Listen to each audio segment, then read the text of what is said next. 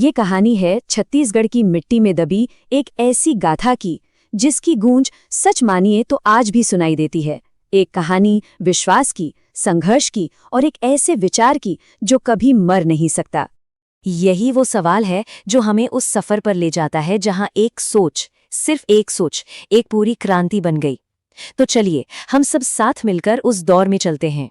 इस पूरी कहानी का दिल वो है ये जगह, बोरसरा धाम। हाँ, आज यहाँ खंडर हैं, लेकिन यकीन मानिए एक वक्त था जब ये जगह एक बहुत बड़े सामाजिक आंदोलन का धड़कता हुआ केंद्र हुआ करती थी। और इसी जगह से, इसी मिट्टी से उठी थी एक आवाज, एक ऐसी ताकत जिसने समाज की सबसे गहरी, सबसे पुरानी जड़ों को हिलाकर रख दिया। वो ताकत थी सतनाम सेना। अच्छा, इस पूरे आंदोलन को समझने के लिए हमें थोड़ा सा वक्त में पीछे जाना होगा, उस समय में जब समाज एक गहरे अंधेरे में डूबा हुआ था।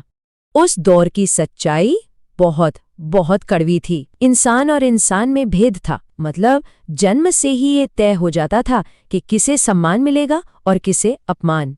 और न्याय, अरे न्याय तो बस ताकतवरों की जागीर थी। समाज आप समझिए पूरी तरह से टूट चुका था, बिखर चुका था। पर कहते हैं कि जब अंधेरा सबसे घना होता है तभी रोशनी की एक किरण सबसे ज्यादा चमकती है। और वो प्रकाश थे गुरु घासीदास, एक ऐसे संत जिन्होंने इंसानियत को सदियों पुरानी बेड़ियों से आजाद कराने का एक नया रास्ता दिखाया। उनका संदेश बहुत ही सरल था, लेकिन उसकी गहराई ने पूरे समाज को झकझोर कर रख दिया। उन्होंने कहा, मनखे एक समान। ये सिर्फ एक वाक्य नहीं था, ये अपने आप में एक पूरी क्रांति थी, जिसका मतलब था कि हर इंसान बराबर है, कोई छोटा नहीं, कोई बड़ा नहीं। उनकी दी हुई शिक्षाएं समाज में जो नफरत फैली थी उस पर सीधा प्रहार थी। उन्होंने सिखाया कि सतनाम ही परम सत्य है, सारे इंसान बराबर हैं, किसी से भी घृणा मत करो और प्रकृति से सीखो, वही सबसे बड़ी शिक्षक है। मतलब सत्य की नज़र में कोई भी ऊंचा या नीचा नहीं होता। तो गुरु घासीदास ने जो बीज बोया था वो अब एक बहुत बड़ा पेड़ बनने लगा था। और जाहिर है इस आंदोलन को अब एक नए केंद्र की, एक नई ऊर्जा की जरूरत थी।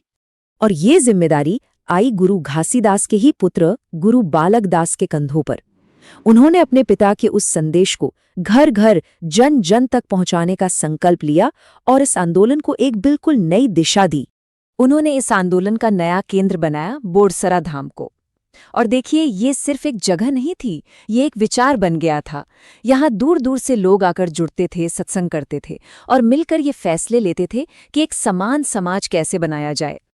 लेकिन इतिहास तो गवाह है, जब भी बदलाव की कोई बुलंद आवाज उठती है तो जो पुरानी व्यवस्था होती है वो उसका विरोध करती ही करती है। समानता का ये संदेश समाज के उन लोगों को बिल्कुल पसंद नहीं आया जिनकी ताकत ही भेदभाव पर टिकी थी। उन्होंने सोच लिया कि इस आंदोलन को हर कीमत पर कुचलना ही होगा। तो ये टकराव असल में दो विचारधाराओं का था। एक तरफ थे हथियार और हिंसा की ताकत और दूसरी तरफ बस सत्य और एकता की शक्ति। और इसी विरोध का जवाब देने के लिए जन्म हुआ सतनाम सेना का। पर रुकिए, ये कोई आम सेना नहीं थी। इनके पास तलवारें नहीं थी, इनके पास विचार थे। इनकी असली ताकत हिंसा नहीं, बल्कि इनकी वो अटूट एकता थी जिसे कोई तोड़ नहीं सकता था। सच का रास्ता कभी फूलों का नहीं होता, वो कांटों से भरा होता है। और इस रास्ते पर चलने वालों को अक्सर एक बहुत बड़ी कीमत चुकानी पड़ती है। विरोधियों का हमला अब और भी ज्यादा बढ़ गया। वो इस विचार को, इस आंदोलन की आत्मा को ही खत्म कर देना चाहते थे। माहौल में हर तरफ तनाव और संघर्ष घुल चुका था। और इसी संघर्ष में सत्य और समानता की रक्षा करते करते गुरु बालक दास ने अपना सर्वोच्च बलिदान दे दिया। किसी शरीर को तो खत्म किया जा सकता है, लेकिन उसके विचार को कभी नहीं। गुरु बालक दास चले गए, पर उनका संदेश, उनकी आत्मा हमेशा के लिए अमर हो गई। एक समय था जब बोरसरा धाम का ये महल लोगों के सत्संग से, उनके विश्वास से और उम्मीद की रोशनी से हर पल गुलजार रहता था। और आज वहां सिर्फ खामोश खंडहर बचे हैं। दीवारें टूट चुकी हैं, लेकिन कहते हैं कि उन खंडहरों की हवा में आज भी आस्था की वही गूंज सुनाई देती है। तो सवाल यही उठता है कि क्या महलों के टूटने से वो विचार भी टूट गया जिसके लिए वो खड़े थे? क्या कोई विचार कभी मरता है, या फिर वो आज भी कहीं किसी न किसी रूप में जिंदा है?